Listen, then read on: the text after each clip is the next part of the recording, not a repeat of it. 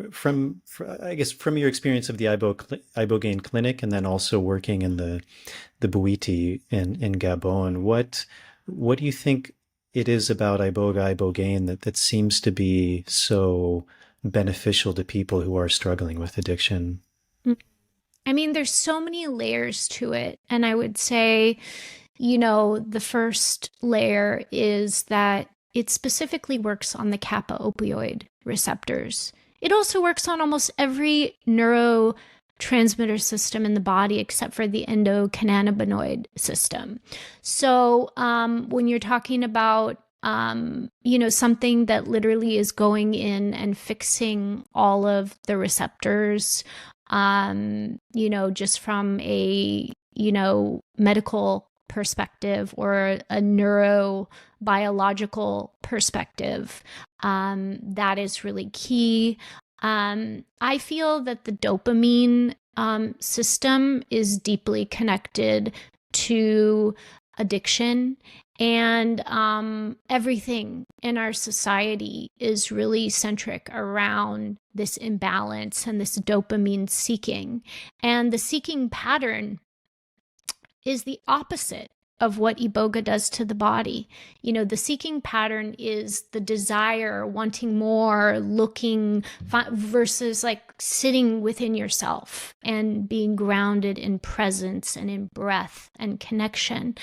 And what the Iboga does, I saw this, it was at the 2016 Gita Global Ibogaine Therapy Alliance conference in Tepoztlan. This doctor took a picture, and some people would call this pseudoscience because science doesn't really acknowledge an auric field around the body.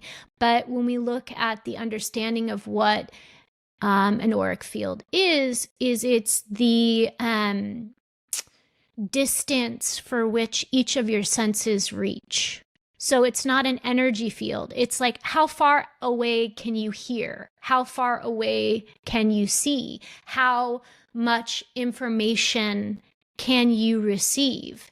And when you look at someone who is in addiction or someone who is not clean, like they're not eating clean, they're eating McDonald's, all this, their field is limited, meaning that their sensory perception of the world is dampened.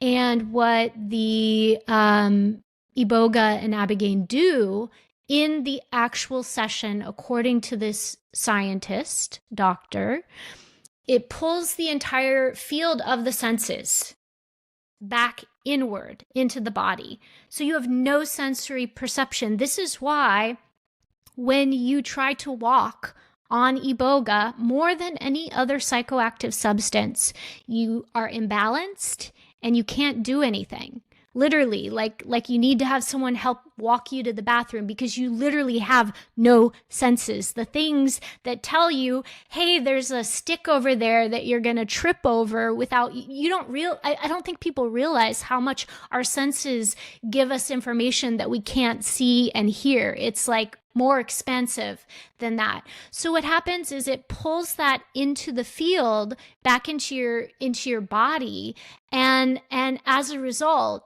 you are essentially forced, and the way that shows up is you're forced to look at everything internally within, whatever those patterns are, however that manifests. There's always a psycho-spiritual component to how, all the channels within your brain and your, neurotransmitters work. And so what happens when you are in that space is it essentially creates buzzing in the ears. So you can't hear anything externally. If you're trying to pick up sound, you'll start to have auditory hallucinations possibly, and it'll be so confusing. All of a sudden you'll just hear all these voices and they'll get louder and louder, and until you focus back in on the internal work and what you need to see and what you need to face, that won't go away. And so what it does is it has this like mechanism, like all of these different mechanisms where it's like literally like if you're not being present And if you're not connected to your heart and just breathing, you're going to have a hard journey. So if you're in your head, oh my God, don't be in your head. When you're in the cleansing process, if you're in your head, you're just seeing the most gross cosmic slop of the entire universe. And it is not beautiful. You do not want to do that. You're much better just like focusing on your heart, breathing into your dantian, really focusing on your breath, allowing things to arise as they come up, the psychological material that is being, what would be the best word? Integrated, looked at. And then it can be a really incredible journey. But many people struggle on Iboga because in most of the clinics, they don't understand how it works. So people their energy tends to go to their head. They can't let go. They have a really hard time. But it doesn't matter because the reality is you're going to go as far as you're ready to go, which is perfect. And then no matter what, it's scrubbed out everything. So, all of a sudden you start to have the effects of the medicine wear off, which could be 48 hours later. It can be very long. And the light starts to come back in.